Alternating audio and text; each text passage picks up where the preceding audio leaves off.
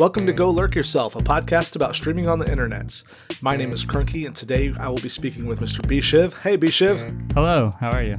I'm good. You guys probably remember Bshiv from the first episode of this podcast. Today we're going to talk about Monster Hunter Worlds for PS4 and Xbox One, and hopefully soon will be on the PC. Yeah. Bshiv and I have both been playing it pretty exhaustively since it came out, and we decided we wanted to get online and talk about it a bit, and we thought we'd share that with you guys. So, hey, I'm doing pretty good. B, how you doing, man? I'm doing good. Just been playing a lot of Worlds, so lack of sleep. Exactly. The lack of sleep is definitely real in this game, in the best way, I think. Yeah. I just spent 3 hours doing, we're going to get down in the weeds right off the bat. There's a Hunter rank 13 quest when you have to go find the tracks to some epic monster at the end, and I actually had a bug. I couldn't find all the tracks to show it to me. Oh, jeez. And I had to turn down my game and reboot my PS4 in order to see it. Oh, wow. Yeah, that's I'm alongside with you there. I found all his tracks, so that's where I'm at, the quest to go hunt him down now. So, but I think it's pretty indicative of how this game operates. For those of you guys who have never played a Monster Hunter World or a Monster Hunter game before, the series is kind of even now. I think this is the first big selling one, but it's kind of a niche genre.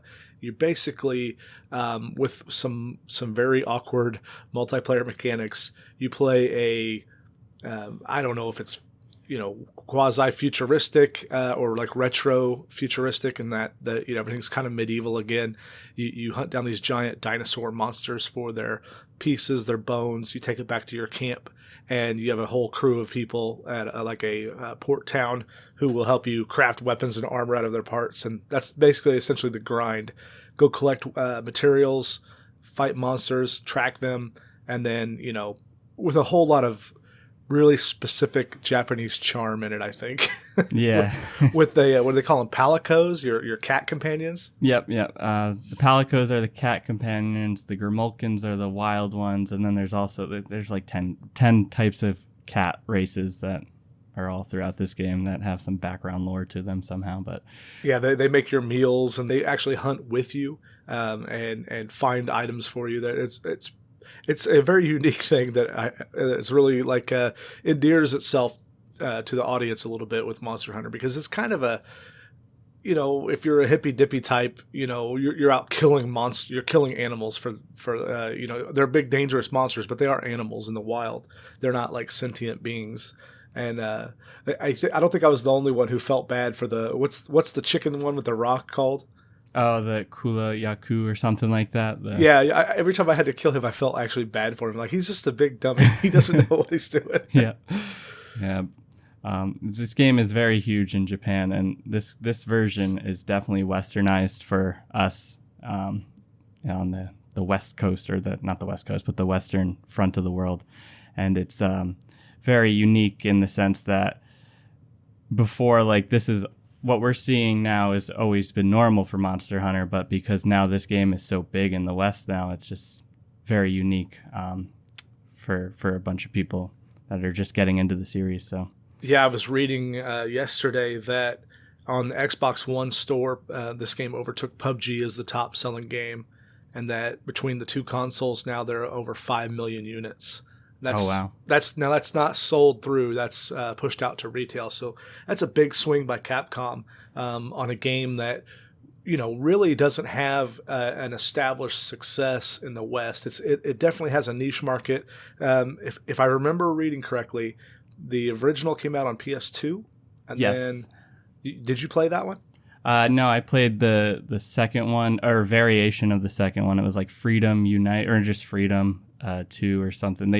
They tend to have in Japan, they'll release the same version but with added onto it, so it'd be like Monster Hunter Freedom 2 Deluxe Unite version 7. So I played one of the variations of the second one that came out. And then let's see, that I read there was in the West anyway. I know in Japan there's 3 different versions each iteration, but there was a PSP version for a while that I read about. Yep, that was the one that linked to the Monster Hunter essentially 2, I guess, or Freedom. I think the PSP version was called Freedom Unite. I could be wrong. That might be the Oh. iOS version. The iOS version. I could imagine playing this on an iPad. Yeah. I wonder how that works. But And I think the first time I saw it myself, because I never played it on PS2 or PSP, was when it came to the 3DS. There was was it Monster Hunter 3 that came out on the 3DS first? yeah, it was Monster Hunter 3U that came out stateside. I believe in Japan they had just Monster Hunter 3 or Monster Hunter Tri. It was actually for the Wii. And then they brought Monster Hunter 3U to the 3DS and Wii U, which were the most updated, definitive versions of the third installment. So, Oh, okay. So it's sort of like their track record had indicated. They would release the Japanese version, and then when they had the final version out, they'd do a multinational release. yeah. Yeah, I think the first exposure to it, I saw it on Wii U. I actually owned it on Wii U. When the Wii U was in, it's like first or second year, I don't remember exactly when. I'm going to say 2015. I got that game, thought, it looks like a kind of a fun game. And man, it was really hard for me to get into. I didn't do a whole lot of research on it. I just picked it up, saw it in the store. I think I bought it used even for the Wii U, and it was a pretty good deal. And man, it really got its teeth into me, no pun intended. But it's just this, if you've played an MMO, that loot grind of go out, do some PvE, get materials, come back to town, upgrade your stuff to be a little stronger to go get the next tier of monsters, and to be able to theory craft your stats, because the game has got an overwhelming amount of stats. In fact, like you said earlier, this was their most Western one, or their most fully realized newbie friendly one, because it doesn't inundate you with everything all at once. It waits till halfway through the game to give you the higher end gear, where you can for in MMO parlance, you would socket your gear with specific stats, and you could pick those things. Yeah. It has a lot more quality of life, this version, compared to previous installments, because I started I played the PlayStation 2 version, but when I was old enough to actually understand video games, for me, it was Monster Hunter 3 Ultimate for the Wii U, and I tried so hard to get into it because the idea of it really was enjoyable, and I just like the fact that it takes my favorite parts of an MMO, getting geared up and fighting monsters and working together as a team or a raid group, essentially, and just it focuses on that instead of the long level grind to level 70 or whatever. That's always intrigued me. But until Monster Hunter 4U, I didn't go back to 3U and fully appreciate it, because 4U kind of had more quality of life upgrades. But now with Monster Hunter World, that is the best version for newcomers to get into, because it's literally so much easier to understand things. It still has an hour learning curve, but previous installments had 8-hour learning curves. Exactly. I would say, an hour for people who've played the game before, but I'm still learning things about it. And I've got 40 hours in it, I'd say, maybe 50. Yeah, I'm sitting on 100. So yeah, and it's if you're a completionist, oh God help you, because this game has got just the idea. I think the idea behind it is that you have a path to go with getting everything, or you have a path to go where you can just get what you need to upgrade to get to the next level. And for the most part, they do have some. They've done a good job. They do have some pretty big whiffs when it comes to online interaction, especially if you look at that up against the expectation of the average console gamer. And I don't mean that derogatory way. This, even for any kind of matchmaking, this system is antiquated and old, and kind of reminds me of the PS2 era a little bit. And I think that's and I know they've made some changes, but when I actually had about 3 or 4 friends start this game with me on the PS4, and 2 of them have already quit because they're just this is not for me, because it's damn near impossible to figure out on your own how to find and squad up with your friends, and without busting out the internet and Google searching it. Hey, everyone, we know this sucks, but here's how you do it. And that's okay for a niche game, but this game is pretty big. I think that's something that if they had to do over, they might spend a little bit more time and money on. But from what I read, they just upgraded the original engine that they've been running 3 and 4U on. or 4, what is it, 4 double cross they call it in Japan? There's 3U, 4U, or for state-wise, and then there's generation state-wise. In Japan, generation is considered cross, and then they updated cross in Japan only with double cross, which was the Switch and 3DS version. Oh, yeah, that's right. You told me you were playing it on the Switch, the Japanese import version, right? Yeah, for a little bit I got it because I couldn't wait for Worlds. I got it in November, and I was playing some of that for a little bit. But so were you having to translate the Japanese? Do you speak any Japanese, or can you read it? No, it was tough because I thought because I knew generations, I would be able to be like, yeah, that's this quest or this quest, but like. It's hard to tell, like, for the early on quests, because a lot of the early on quests in those installments wasn't about getting out into the hunts. It was more like, go gather herbs, go gather blue mushrooms. I'm like, I'm not too sure what I'm supposed to be collecting, or even if I'm getting the herbs or the mushrooms. I know what they look like in the overworld, but when you just see, like, a language that you don't even know, if you don't see the icon, you don't know if you're looting the herbs or not. So I had Google Translate, the app on my phone, held up, trying to translate anything, but it was no help. So, but once you get to a certain point, the game kind of becomes understandable in the sense that, oh yeah, I'm hunting this monster or I'm hunting that, but the gathering stuff, I had no idea what I was doing.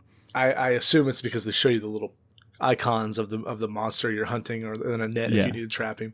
That's one thing about Monster Hunter World that's really interesting.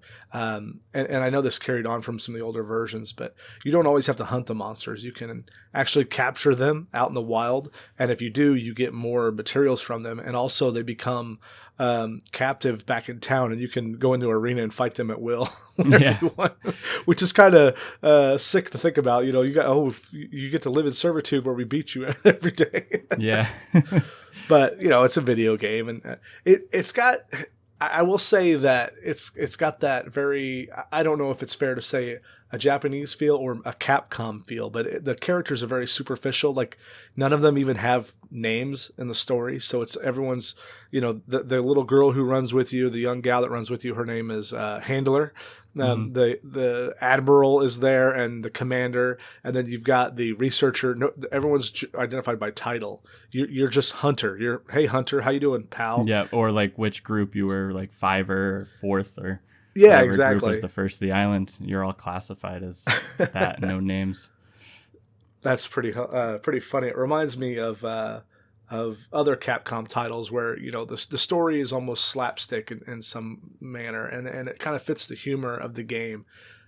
Yeah, it's definitely not one for the story, even though I enjoyed playing through the story, but it was over the top kind of story. It was like something it reminds me of like when your kid would write a short story for first grade or something like that, when it's like, and everyone lived happily ever after, you know. Yeah, a bit generic. Yeah. I will say that I now that I've played through it's not the final mission, but there's a character in the game toward the end of the middle of the story called Zora Magnaros. It's like the monster that's on the front of the box, I think, or one of them, and it's basically the main story driver. There's this great big 10-story monster, that's 10-story tall building monster coming toward their village, and one of the final missions is climbing around on his back and manning cannons and shooting them. And when I first played this, I'm like, this is absolutely awful. This as a storytelling device, this level is terrible. Yeah. But then I realized what it is it's repeatable, and you're supposed to during between fighting the monster, shooting the cannons, there's little nodes you can go find and mine ore and find bones and different things to make some of the special in-game gear. And I'm like, well, it's a bit of a clumsy way to use this farming area as a storytelling device, but you know what? You give certain things a pass, and that's what I would have to say about Monster Hunter World is it does the essence of loot grind. And the combat is very, very tactile and fun and diverse with all the different weapons. We haven't got into that yet, but because those pieces are so good, you put up with some pretty big flaws on the other end. I always said this game focused on the gameplay first, and then tacked on everything else, like the story and the crazy monster boss or whatever, but which is essentially just a giant mining vein to get some resources off of every few quests. He's just a big old rock to chisel at every so often. I set up one night, I think it was Saturday. I couldn't sleep, so I just kept going to the quest board and looking for people doing that quest, and just farmed up the material I needed to build. I built myself damn near full set of that Zora Magnaros gear. Oh wow. Yeah, it's crazy.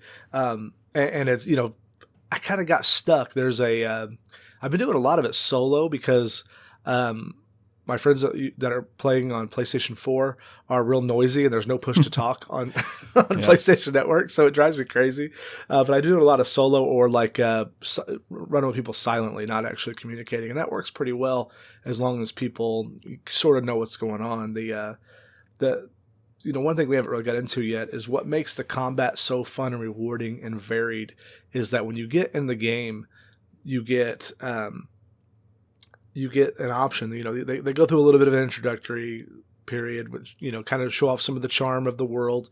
And then they say, hey, by the way, you're going to be fighting monsters. You need to go pick out a weapon. And they give you everything. They're like, I think the first opening mission, you just play with a knife. But after that, they go, here is your box of weapons. You can use any of them. And you've got, I think Bshiv, you said you played with the dual blades. Dual blades, yeah. And you've got giant swords and hammers and bow and arrow. And then you get some really weird stuff. I decided this time, the hunting horn, which is literally a musical instrument that you can play buffs for your party. And then this time I said, what is the weirdest thing? I didn't understand what it was. And there's something called the gun lance. And it's basically a lance that shoots bullets. It could fold in half like a giant revolver on one end and a big sword on the other, and a shield. And I thought, that's interesting. I don't understand it. That'll be a fun thing to learn. And half the fun in this game is learning and figuring out the mechanics because they're deep. You've got, push X on PS4 anyway, push X to swing your weapon, or no, triangle to swing your weapon. And then beyond that, there's combos, there's different stances, there's blocking, there's different weapons have buff states that you can go into. I just like, because each weapon is their own unique fighting style, but they tend to use the same 3 buttons, which is for Xbox, it's the right trigger and Y and B, and then for PlayStation, it's right R2, triangle, and circle, I believe. And that's right. Those essentially are every other button tends to be the same for each class. Like A is to dodge, or X would be to dodge. And it's just those 3 buttons, but they managed to make those 3 buttons so different between each class. They do. It's very unique. So when I first started playing, I picked out the insect glaive, which is basically a giant 2-handed, double-sided spear, and their focus is more mobile combat and jumping on the animal's back and bucking bronco and stab it to death, and and then they have this bug. That's part of the insect glaive that has these status effects that can keep rolling if you do the right combos. And the gun lance has a combo. I think I saw you streaming last night, Bshiv. You were trying out the gun lance, weren't you? Yeah. The way somebody requested I do the gun lance, so I decided to load it up. And me going from always fast or picking the speediest thing I can in any video game to literally the slowest thing in the game. It was very interesting, but then I started to see how tactical it was, and I'm like, I could wrap my head around this. It's very fun. Yeah, the neat thing about the gun lance is if you really have to learn the monsters' movement patterns and when it's okay to attack, because some of their heaviest hitting blows are 4 and 5 button combinations deep, and each one has an animation you have to wait for. So in Monster Hunter World, the monsters can the higher they get, the more they can turn around really quickly and roll. There's a couple of them that do area of effect damage when they turn, because they're just so big they step on you. Yeah. And that's why that one came with. I was wondering why when I first started playing it that it came with a shield, and I suspect it's because there's just no getting around some of the things. With some of the slower weapons, you literally have to fold them and put them away to move, to run very fast. Otherwise, you're just super sluggish, and that turns a lot of people off, I think. Yeah, and see, going from dual blades to that, dual blades is very. You can maneuver with your weapon out. Gun lance, you're not moving with your weapon out at all. You're slower than a freaking tank. So it was definitely awesome in that sense of play style. And then you also have ranged weapons in this game. There's 3. There's bow, heavy bowgun, and light bowgun. And they all have their own, like light bowgun and heavy bowgun are similar in the sense that one is slower, does more damage, one is faster, does less damage. But they're so different in the sense of just what they're capable of. So in the sense that you can go from hacking and slashing with a weapon and then have to be like the most evasive person ever trying to solo a monster with a bow or something like that, because you literally have no way of blocking, or your dodge isn't as good as like a dual blade. So yeah, I definitely noticed. I tried out a few different weapons, including the large hammer, the gun lance, the insect glaive, and the dual blades. That, you know, the game is so varied, and there's tons of enjoyment to be had about, okay, I've played for 50 hours. I'm going to switch weapons because, you know, you're hunting the same, especially if you're playing with friends who need different quest objectives.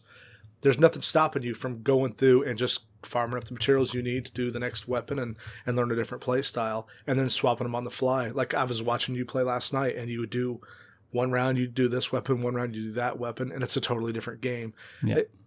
You know, there's some friends of mine who compared this game to Dark Souls, and while I don't agree overall, it's similar.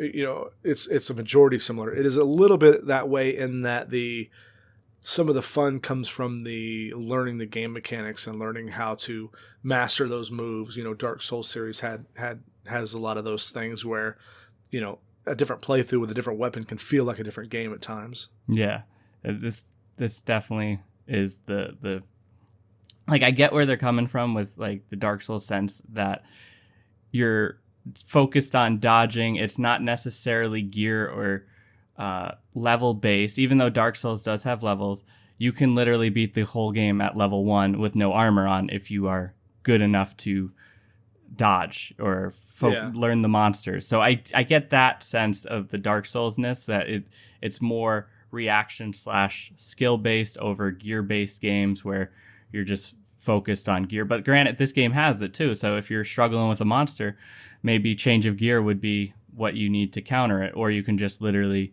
learn the monster so well to the point where you can beat it with level 1 gear. What I'm starting to notice here toward the, you know, mid to late game is that understanding monsters' strengths and weaknesses, what they're weak to, what, you know, is huge, because they start to actually. I just had it in a game I played today.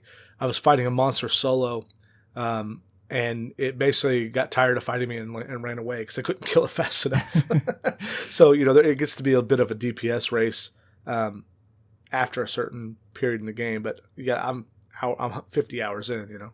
Yeah, and that's one thing about this version that is super helpful is the monster. What's it called? The Hunter's Guide. Or yeah. Previous versions had something similar, but it didn't like straight up tell you the stats. Like you the way you knew what a monster was weak to in previous installments was a Google search, which I don't like to do in games. I always like to figure things out on my own through in-game means, or killing the monster, or getting enough to look at the materials for the monster and seeing what that armor is weak to. And then you're like, oh, Rathalos is weak to dragon type armor, or I get with the Rathalos armor, I get weak dragon type. So maybe that Rathalos is weak to dragon. That was like the only previous way to know. And then in this version, you go out and you actually look at their tracks or the gashes on the wall, and you learn about the monster, and you have a little level up bar. And once that's leveled up, you can go into this guide at almost any time and find out, oh yeah, this thing's weak to ice. This thing does fire damage, you know? It's a real immersive way to like simulate the experience of what it would be like to literally track these things and build a knowledge. And your character, when he opens his book or opens his map, it shows him look down from the first person perspective and lift up a book, and everything looks hand drawn, and the pictures look like like a kid colored them in with crayon, you know, like it has this very rustic and, you know, fun and vibrant feel to it. And I think that's what it's all part of the little hooks that draw you into Monster Hunter and make it something bigger than the sum of its parts. You know what I mean? Yeah, it's definitely they've always focused on attention to detail in Monster Hunter. So the little, like the hand-drawn things like you were saying, but like in previous installments, if you notice, I've noticed some repeats of music in this version, but every boss has their unique theme, and they also remix it with the level you're on. So I know that the Laganya and the it's kind of like the Yinkut Ku, but it has a flash on its head. It's the blue lizard. I forget his name. They have very similar themes in the music, but one is played with different instruments. So there's that little attention to detail where each monster has a theme that kind of reflects what type of monster it is, and it's always been like that kind of stuff. Like if you could think it for the most part in this game, you could probably do it. Like, oh, let me put some raw meat down and seduce this monster over here, and that would probably end up working. So, yeah. One of the things that I think is important to tell, if you're listening this far into the podcast and you've not tried the game and you're thinking about trying it, a couple of tips that I know Bshiv and I can give you. My first big tip would be to, when you get to your weapon selection, don't just pick the one that looks cool and go pick one that looks cool and go to the training area and try using it a little bit. And if you're not quite feeling it, that first one, switch to dual blades or one of their star ratings about how easy they are for newcomers. Pick one of the ones that are easier for newcomers, because you're not locked in that decision forever. In fact, you can switch immediately after one round. I did several times. Yeah. And Bshiv, do you have any advice for new people who might be playing? Stick with it. Like, it's going to be overwhelming. You're going to jump in. There's going to be like a lot of things thrown at you at one time, but not as bad as previous installments. They kind of wean it out a little bit, but yeah, just as bad stick as with it is, it's the best it's ever been. Yeah, just keep with it, and it will hook you for the most part. If you like MMOs and you like games where you're constantly fighting raid bosses or things like that, it's essentially a boss rush game, but it's all bosses. Yeah, it's so immersive in the sense that you just want to keep going. You'll beat a boss, like, okay, let's do it again. It's like, no, it's 5 a.m. Okay, we'll do one more. Now it's 10 a.m. It is a game that will eat your time up for sure. Yeah. I've read that the PC versions in the works, they said they wanted to get it done right, so they're targeting fall right now is all they've said. I don't know if that's going to coincide with maybe a deluxe version that they come out with here in the States, maybe with the DLC. I don't even know if there's any planned DLC, but I'm just going to assume that they're either going to take 6 months to do a port, or they're going to release the expanded, deluxe version along with it on PC. I'm assuming it's going to be the expanded version, because in March we have planned, I believe, well, they announced one monster, but I believe a bunch of other monsters are going to be coming out alongside with it. There's rumor of G rank mode, which is essentially like the hard mode. Yeah. Coming out with that, but I doubt that. Is that DLC, paid DLC that you've heard, or is this like a free update, or do you know? Capcom with Monster Hunter has always released free DLC, so it kind of shocked me in this version going to the shop and seeing gestures for $1 or sticker sets for $1 with this set or this game. They announced Street Fighter DLC. I think it's out on PlayStation if you own Street Fighter 5. I could be wrong, but it's coming to the Xbox in a few weeks, and there you can get essentially the Street Fighter costumes in this game for free, but if you want the gestures, they cost money, and if you want the hairdo, they cost money. Oh, okay.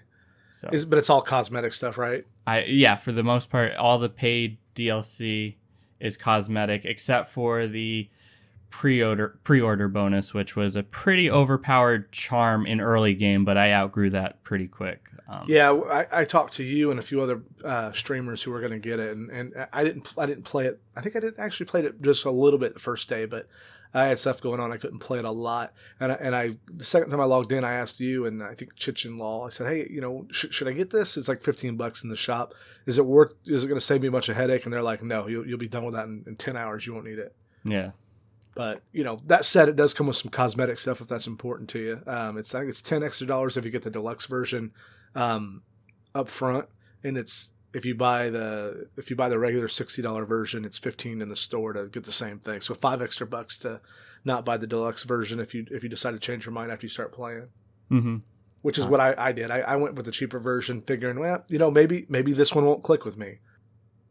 Yeah, if you're just thinking about getting into it, definitely get the cheaper version. I know some people really like I guess they have samurai armor as the deluxe edition or something like that. So somebody I knew just picked that up, and he really enjoyed that, even though I didn't really have an interest in any of that. But you can get the full experience for the cheapest price, or the cheapest version, I should say, for the most part. So it's not like everything's locked behind. You're not getting new maps or anything with paid DLC. I don't know if they plan on releasing like paid DLC. As I understand, all the DLC besides the cosmetics will be free, just like previous installments. So like right now we're even getting DLC every week. Like we'll get like a new quest or a new login bonus kind of deal. Yeah, a new event. Like right now there's I believe it just ended actually. There was an arena quest, or not an arena quest, a regular quest to get a material to create an eye patch, which if you really wanted an eye patch, you can do that. Yeah, I actually saw Chichin play that last night and get that. That's funny. So who would you say this game, we talked about who it's for and what we love about it. Who would you say this game is not for? If somebody's listening and they're on the fence like, I don't know. Somebody that doesn't have, like, yes, this game, once you get to a certain point, is pick up and play. Like, you could just be like, yeah, I'll do a quick hunt before work or whatever. But until you get to that point, you need to dedicate time. So if you don't have a lot of time on your hand to just sit down and get immersed for a day or 2 days, there's that. And also people that prefer a game that is a little bit more welcoming and have a little bit more online. Like, the online community for this game is fantastic, but a little bit more less clunky online, or a little bit more just like, I want to play a game of Call of Duty, a first-person shooter, quick, done in 5 seconds. Then this probably, if those are your favorite kinds of games and you don't really have interest in grinding or farming or fighting raid bosses like most people like to do in MMOs, maybe this game isn't for you. Yeah, I was going to say, I was trying to think of the best way to express my thoughts on it. I think you stole the words right out of my mouth. The person that doesn't like, or that likes more narrative and doesn't care about multiplayer as much, don't get this game. As much as I love it, if you're looking for a good story, the story is secondary to the game mechanics, for sure. The people that like to play with their friends. I had some friends who were playing this, who got it with us, and I thought we could carry them through the rougher edges at the beginning, the learning curve. Hey, don't worry about not knowing what to do. We'll help you if you're not sure. But even that got frustrating when people try, because basically in the game, in order to group with a friend, you have to both join the same squad ID, which is like the server you're playing on, and then one of you has to get the quest, have to make sure you're so far early on, especially in the story, you have to be so far into the quest to see the cutscene before you can invite help in. It's very cumbersome, and as we were all learning together, a couple of them noped out early on. But so that's what I would say. I love this game. I give it a full-fledged endorsement, unless you're one of those people who just wants to jump, like Bshiv said, just wants to jump in and jump out, and you want the option to play a deep immersive story offline. There's better games to be had, like Horizon Zero Dawn, which I'm also playing, or I haven't played it yet, but I've also got it to play this weekend. So yeah, it's like we've experienced it with the group I've been playing with, like with Levi and Frankie and things like that. Both people who've been on the podcast before. Frankie is Shy Guy Brigade, and Levi Hurst. Yep. So like I kind of took Levi under my wing and trained him, because this is his first Monster Hunter. It was also Frankie's first Monster Hunter. Because somebody's got to train these noobs, right? Yeah, and Frankie played with all his friends who were all newcomers to the series, and they have a hard time with this game because the online is clunky and they actually all rely on each other. For me, I can take a quest solo or take it with a group. Either way, I still enjoy it. And just some people need to work together to beat certain monsters, and it at least on the Xbox version, it had a lot of internet connectivity issues, but I believe they flattened that out. But if you are somebody that wants to play this whole game with friends, it's going to be problematic at the beginning. If you take time though, it's going to get good in the sense that you can literally go play a level 1 quest by just changing your gear instantly to be low level gear, or play a high level quest by just changing your gear. So there's no level. You can literally do any part of this game as long as you get the gear for it. So yeah, it's definitely a unique experience in console gaming. Other than other Monster Hunter games, I can't think of another game even close to this. Can you? No. I mean, it's unique. No, I really don't. I really can't think of it other than maybe an MMO. Didn't one of the Final Fantasies MMOs come to console? Like Final 14 Fantasy, maybe. I think 11 I played on 360, but okay, I never played a MMO on console, so I don't know. But yeah, I mean, and even that's not a very good comparison, because usually MMOs are the combat's floaty. You kind of like you target a monster and you stand close to it and you auto attack and push a button every now and again. This game is more like Street Fighter. You know, you better know your combos. You better know when to block and you better know when to dodge, because you're going to get owned. Very punishing. Yeah, but that makes it. To put out, like we talked about earlier, the good stuff makes it worth the hassle. Some of the hassles of it, the combat and the difficulty make the reward, the thrill of the game heightened. When the first time you take down a giant dragon, after he aced you 5 or 6 times, or you and your whole party, when you finally get him down, you unlock a whole new weapon tree. You get more powerful. You get rewards. You get I can't, without going to spoilers, you get more stuff back in town to do. You get different kinds of food you can use when you go out in the world. It's just very rewarding gameplay and a very good loop to play and hang out with your buddies. Yeah, if you have a dedicated group, even if you don't even have a dedicated group, this game is essentially designed to just be played with people or solo. It works either way. But even if you don't have friends to play with, the online community is there. You could join it. One thing that we were talking about before was the voice chat. You don't like not having a push to talk, and I totally agree with you. But this game was always designed to not have voice features installed, which voice actually adds to the experience now, because it's so much easier calling out instead of using a quick command to say, oh, I mounted the monster or whatever. Right. But Monster Hunter has always been meant to be played with a group, but you don't need voice. You can just play with randoms, and they're usually all welcoming. So yeah, as long as you don't get some, like any other multiplayer game, some jerk who wants to, screw everything up. Yeah, I was wondering how SOS flares work, because the troll in me was like, what if I just join an SOS quest and then get myself killed 3 times? And by that random online jerk, I mean Bshiv. So Bshiv, how can people get a hold of you if they want to get a hold of you? I'm all Twitch all the time, so twitch.tv/Bshiv. On Twitter, I'm Bshiv Games, BSHIVGAMES. Or just Bshiv, I probably would come up. But do you have any kind of streaming events coming up you want to pimp out while we're on the podcast? This episode will come out this week, so anything after Friday probably. If you want to see some Monster Hunter gameplay at any time, I should be streaming it for the most part from 10 p.m. Eastern to 2 a.m. Eastern most days. I do switch up games sometimes, but you're on the Xbox One, right? Yes, and if you would like an Xbox One hunting community, feel free to join, because there's not much. I haven't seen much. I've only seen PlayStation community, so. So if you're Xbox One and you want to play some Monster Hunter World in a community that's welcoming, go check out Bshiv on his Twitch channel. Ask how to get in there. You can do the same thing for the PS4. I have my own hunting community as well. I am Krunnky, KRUNNKY, on twitch.tv. You can also find me on Twitter at Krunnky_Twitch. And my co-host of the podcast, CherryCakeTV, was not able to be here tonight, but she is doing a 24-hour stream event on Friday. I believe she's playing most, if not all, of the 2D Mario games. So go check her out, cheer her on.